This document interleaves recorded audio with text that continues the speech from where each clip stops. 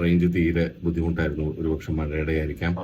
യാ യാ അതായത് ശരിക്കും നമ്മുടെ സോഷ്യൽ മീഡിയയിലുള്ള കണ്ടന്റ് കണ്ടിട്ട് ആൾക്കാർ, അതായത് കസ്റ്റമറുടെ ടാർഗറ്റഡ് ഓഡിയൻസ് നമ്മുടെ അടുത്തേക്ക് വരുന്ന രീതിയിലല്ലല്ലോ ഇപ്പൊ നിൽക്കുന്നത്. സോ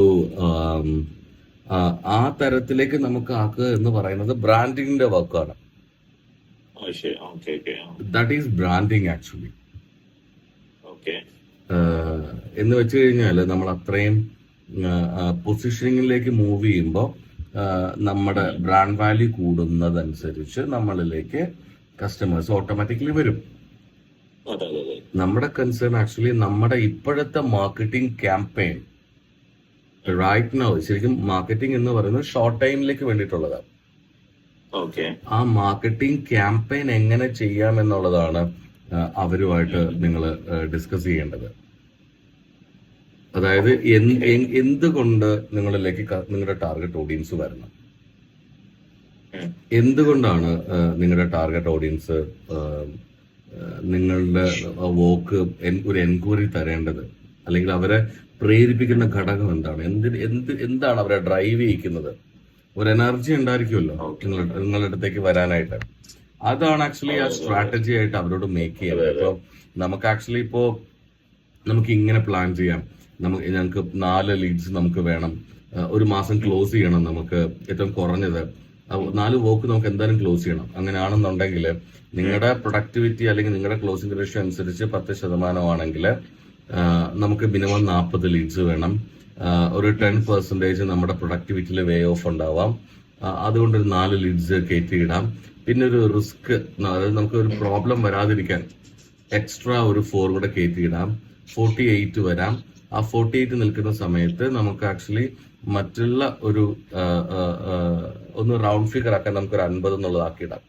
അങ്ങനെ ഒരു 50 ലീഡിലേക്ക് വെച്ച് കാണുമ്പോൾ മിനിമം ഒരു 50 പേര് നിങ്ങളിലേക്ക് ടാർഗറ്റ് ചെയ്യാൻ മിനിമം നമുക്ക് എത്ര ബഡ്ജറ്റ് ഇടാം. ഇപ്പൊ ബഡ്ജറ്റിന്റെ കേസ് നോക്കുവാണെങ്കിൽ അവിടെയാണ് നമുക്ക് ബഡ്ജറ്റ് നോക്കേണ്ടത്. ഇപ്പൊ ഒരു 850 രൂപ കൊടുക്കുവാണെങ്കിൽ മിനിമം ഒരു 10 to 12 എന്നായാലും കിട്ടാനുള്ള തരക്കേടില്ലാത്ത കണ്ടന്റ് ആണെങ്കിൽ, തരക്കേടില്ലാത്ത സ്ട്രാറ്റജി ആണെങ്കിൽ കിട്ടാനുള്ള സാധ്യതയുണ്ട്. ഓക്കെ, ശരിക്കും 850 രൂപയ്ക്ക് ഫേസ്ബുക്ക് പറയണത് ഏതാണ്ട് 20, 30, 35 ലീഡ് തരും എന്നാണ് പറയണേ. അപ്പം തരക്കേടില്ലാത്ത കണ്ടന്റ് ആണെങ്കിൽ ഒരു 10 to 12 കിട്ടാനുള്ള, മാർക്കറ്റിൽ കിട്ടാനുള്ള ഓപ്പർച്യൂണിറ്റി ഉണ്ട്. അങ്ങനെയാണെങ്കിൽ പോലും ഈ 850 പ്ലസ് GST, അപ്പൊ 1000 രൂപ അതിനകത്ത് വരും. അങ്ങനെയാണെങ്കിൽ പോലും നമുക്ക് ആക്ച്വലി കുറഞ്ഞത് 5000 രൂപ ഫേസ്ബുക്കിന് പേ ചെയ്യേണ്ടി വരും 5 തവണയാണ്, അല്ലേ? ഇത് നമുക്ക് മനസ്സിലാക്കാൻ പറ്റും. ഈ 5000 രൂപയ്ക്ക് നമുക്ക് വേണമെങ്കിൽ 5000 രൂപയ്ക്ക് വേണമെങ്കിൽ നമുക്ക് അതിനൊരു 7000 രൂപ ബഡ്ജറ്റ് കാണാം, ഒരു 2000 രൂപ എക്സ്ട്രാ വേ ഓഫോടെ കൂട്ടിയിട്ട്. പക്ഷെ 7000 പ്ലസ് പിന്നെ അവരുടെ റേറ്റ് ഫിക്സ് ചെയ്യണമെങ്കിൽ, അതായത് നിങ്ങൾക്ക് സോഷ്യൽ മീഡിയ ചെയ്തു തരുന്ന അവരുടെ റേറ്റ് ഫിക്സ് ചെയ്യണമെങ്കിൽ ഈ സ്ട്രാറ്റജി മേക്ക് ചെയ്യുന്നതിനും ആ സ്ട്രാറ്റജിക്ക് അനുസരിച്ചുള്ള കണ്ടന്റ് മേക്ക് ചെയ്യുന്നതിനും ആണ് ബാക്കിയുള്ള റേറ്റ് വരുന്നത്. എന്തോ കേൾക്കുമോ? അവർക്ക് നമ്മൾ മന്ത്ലി എമൗണ്ട് കൊടുക്കുന്നതാണ്. എത്ര എമൗണ്ട് ആണ്? കേൾക്കാം. അവർക്ക് മന്ത്ലി, ഹലോ, എത്ര എമൗണ്ട് ആണ് അവർക്ക് മന്ത്ലി നമ്മൾ സോഷ്യൽ മീഡിയ മാനേജ് ചെയ്യുന്നതിന് 20,000. അവരുടെ പ്രൊഫഷണൽ ഫീസ് 20,000 ആണ്. അതെ, മാനേജ് ചെയ്യുന്നതിന് അവരാണ് എല്ലാ പോസ്റ്റിംഗ് കാര്യങ്ങളൊക്കെ ചെയ്യുന്നത്. പിന്നെ സോഷ്യൽ മീഡിയയിൽ പേ ചെയ്യാനുള്ള എക്സ്ട്രാ ആണ്.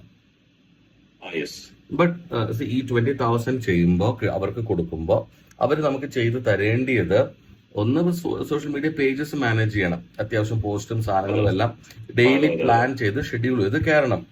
രണ്ടാമത്തെ കാര്യം എന്ന് പറയുന്നത് നിങ്ങളുടെ മാർക്കറ്റിങ്ങിന് വേണ്ടിയിട്ടും നിങ്ങളുടെ ബ്രാൻഡിങ്ങിന് വേണ്ടിയിട്ടും അവർ വർക്ക് ചെയ്യണം. 2 കാര്യങ്ങൾ. ഇപ്പൊ മാർക്കറ്റിംഗ് എന്ന് പറയുന്നത് സെയിൽ കയറി വരാനായിട്ടാണ്.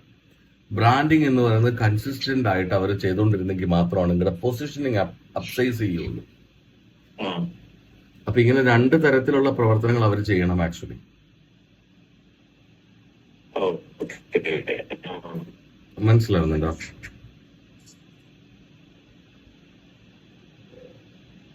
ഓക്കെ